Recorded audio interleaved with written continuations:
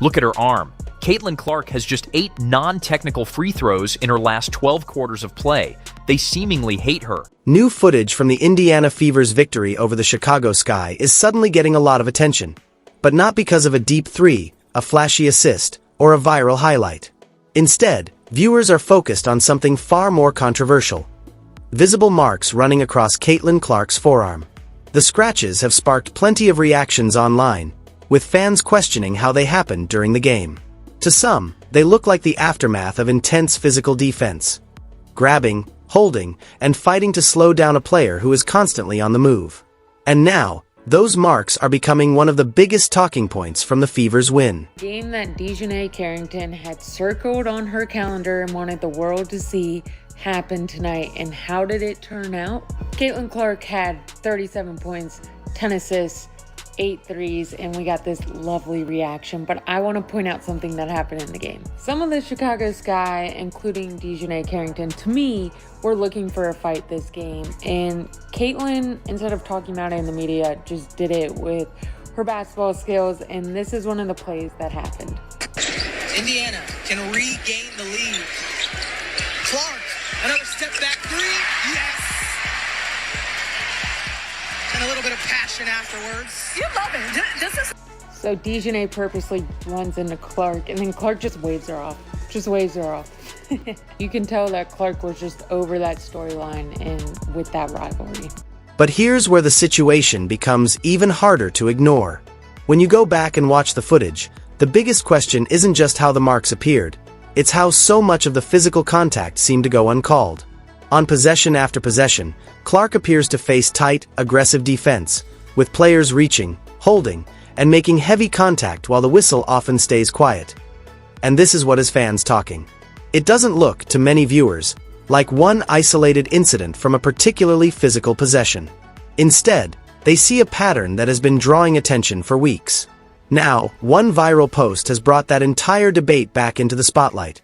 And the wording of that post is about to take the conversation to another level. It took the ref 30 business days to call this foul on Caitlin Clark. But of course they want to demonize Clark and be like, she was overreacting. She's the most fouled player in the league. What are we doing? Why was the whistle not blown right here?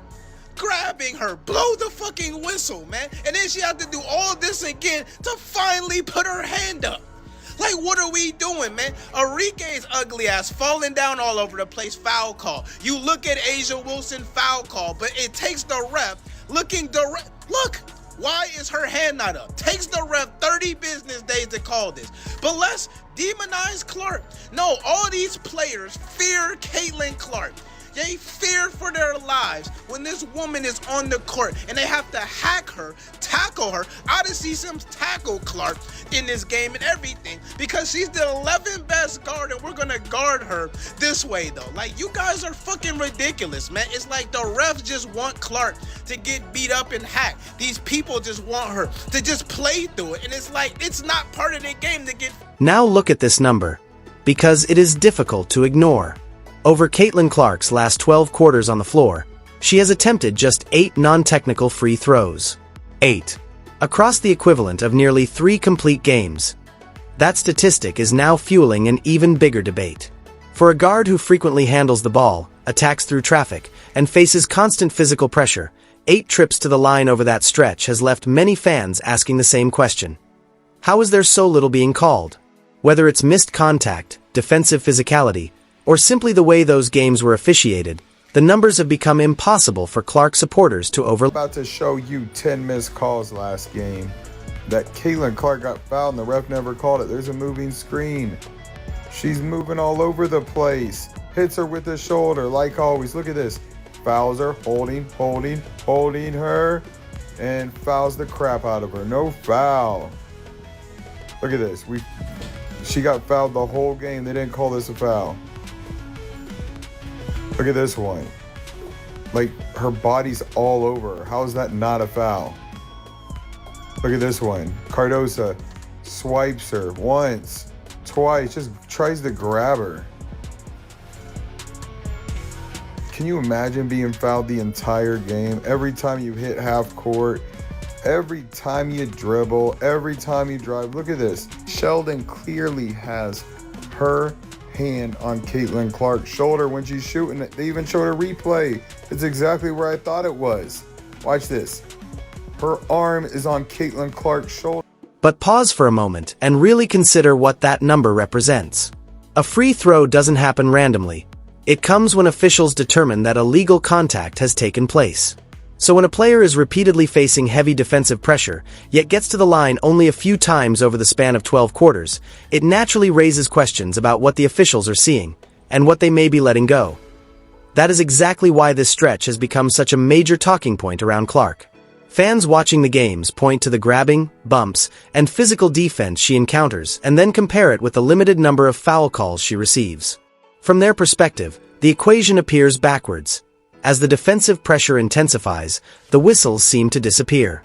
Whether that perception is supported by a broader review of the games is open for debate, but the frustration is clear, and it has created a growing conversation about consistency in how physical play is being for this WNBA player to be suspended after she intentionally pokes Caitlin Clark in the eye. You can see here she misses the ball with an open palm and then hones it into this little sharp pointy hand and jabs it right into her eyeball one more time, right in the eye. And believe it or not, she didn't even get a foul for this. It was so intense as well that as the game progressed, you could tell she was getting a black eye just from the hit. There is no doubt in my mind that what this WNBA player did was 100% intentional, and honestly I think it should have a huge suspension as well.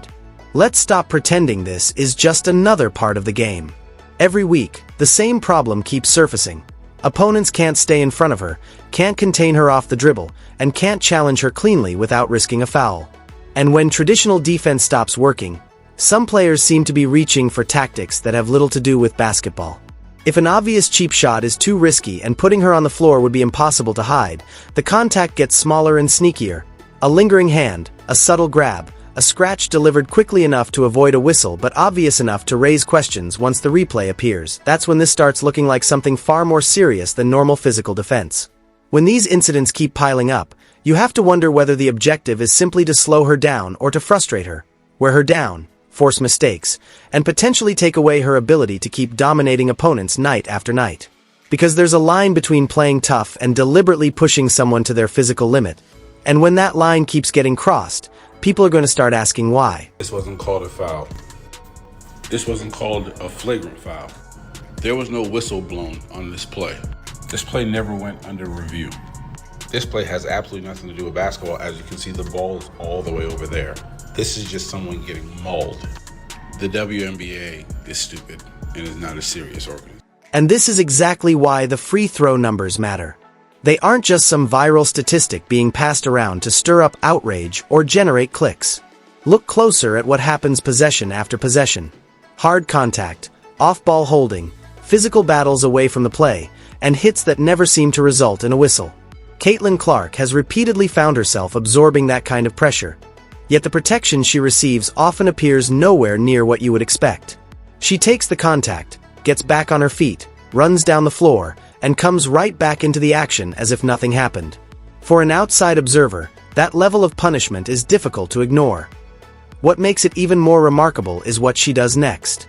Most players would naturally become cautious under that kind of constant physical pressure. They might hesitate on drives, avoid certain areas, or start playing with one eye on protecting themselves. Clark hasn't shown much interest in backing away.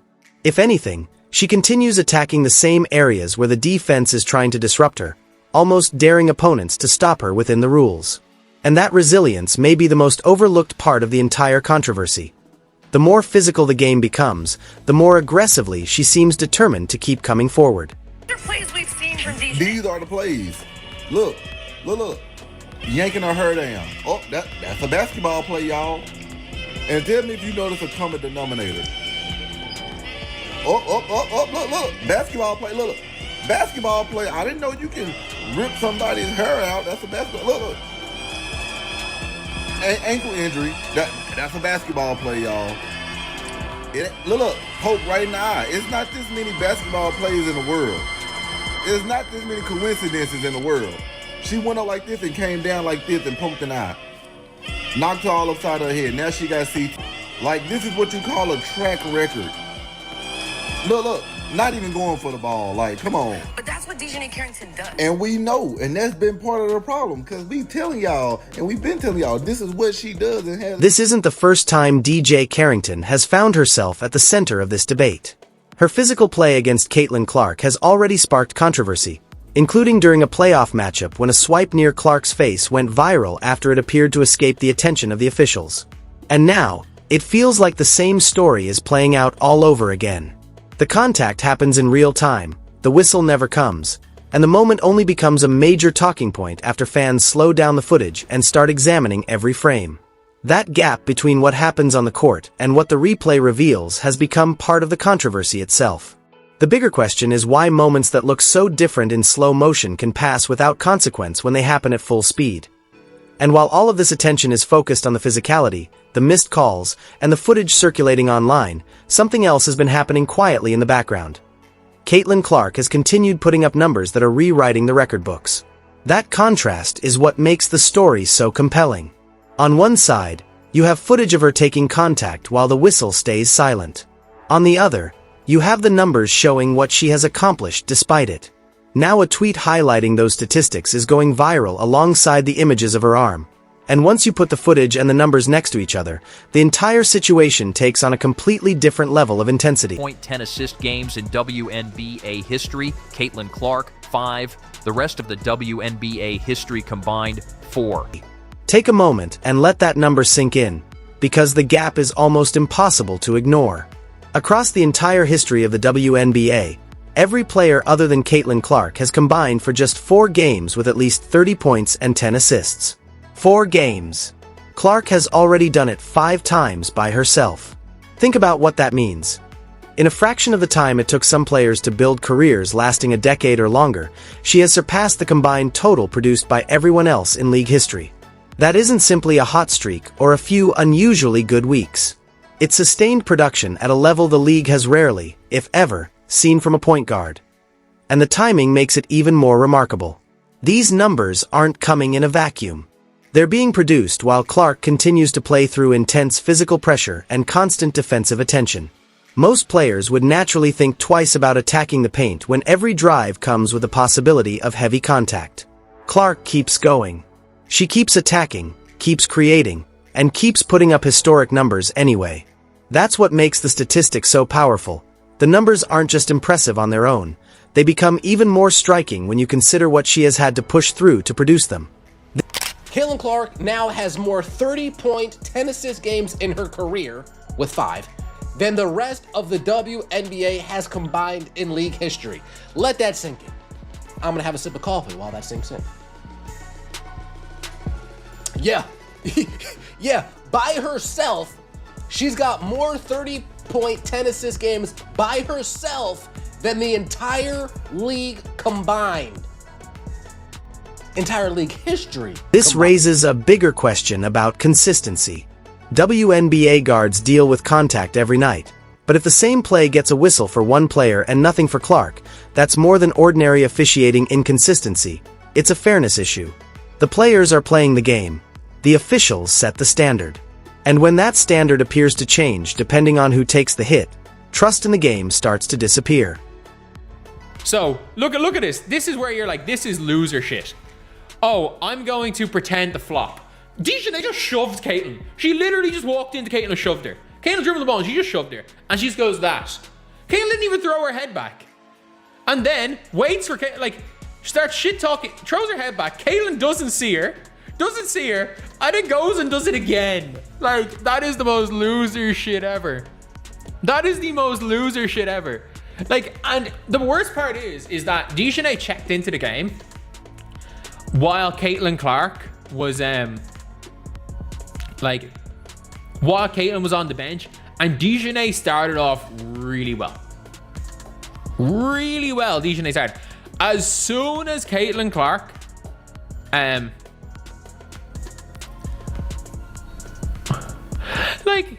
as soon as Caitlin Clark checks in the game, DiJonai suddenly is like, I don't care about basketball anymore.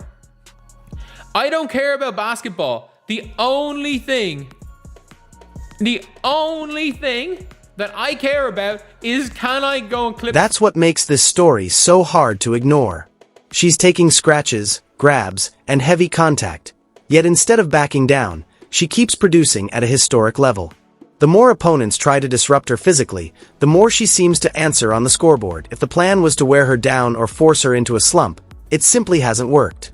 Not even close. The numbers keep telling the same story week after week. The physicality hasn't slowed her down. It may have only made her more determined. It is no way y'all trying to talk about Caitlin Clark shooting 13 free throws. The same people that call Asia Special Whistle Wilson the GOAT, that shoots 50 million free throws a game. The same people that glaze Angel Reese, the free throw merchant that has to flop to get points because she can't shoot. Free throw merchant, but Clark got 13 free throws in a loss. But also, when Angel Reese gets a double-double and has a good game in a loss, it's glazed. But when Clark has a good game in a loss, they want to shit on it and do the opposite and be the goofies that they are, man. Goofy, man. Clark is the most fouled player in the league. She got the whistle that she deserved today versus the Dallas Wings, man. She should be shooting free throws like that every single game because people just hold on to her and try to foul her all the time because there ain't That contrast says everything. In just 12 quarters, Caitlin Clark has received only 8 non-technical free throws while absorbing scratches and contact that, in many situations, would likely draw a whistle. Yet during that same stretch, she's producing at a historic level, putting together numbers the rest of the league has never matched collectively. Those two facts alone should demand a closer look. Because Clark keeps walking off the court with the points, the assists, and another piece of history. Defenders may leave marks on her arms, but the record book tells the real story. If the goal is to slow her down through physicality, the numbers suggest one thing very clearly: it isn't working. Are in on it, meaning like I think the referees potentially being directed by the commissioner are in on really screwing with this chick and really trying to, I don't know if run her out of the league or make her look stupid or what. Am I the only one that thinks this? She's on her 6th or 7th. I think at 8 you get suspended for a game. She picked up her 8th, but then, they quickly reversed it. All she got to become is lesbian. They'll quit. Well, but what if she doesn't want to be lesbian? Well, then she... But there's a bigger consequence here that no box score can capture. When a defender can grab or scratch hard enough to leave marks without getting called, it sends a message to the rest of the league. This might be an effective way to slow down its biggest stars. Coaches study film, and if that kind of contact keeps going unpunished, other teams have every incentive to copy it. Why wouldn't they, if the reward is slowing down an elite player without paying the price of a foul? That's how one incident can become a league-wide problem. What starts as one controversial play can turn into a defensive blueprint if nobody addresses it. And that's why footage like this deserves more than a few hours of outrage before the internet moves on. The real issue isn't just what happened to one player, it's what the league allows to become normal. No foul called. So she could get hit, she could get assaulted, but they only call fouls if it's on her for not doing anything. That's what I've learned. Look at this. So Angel Reese could hit Caitlin Clark in the throat, but Caitlin Clark can't get near Angel Reese.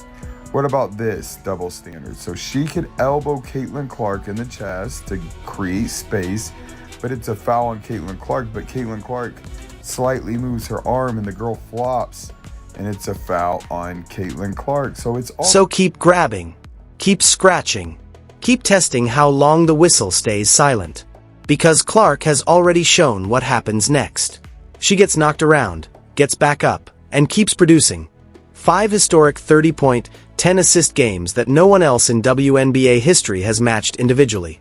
The contact hasn't stopped her. If anything, she keeps answering it the same way, with more points, more assists, and another performance the record book can't ignore.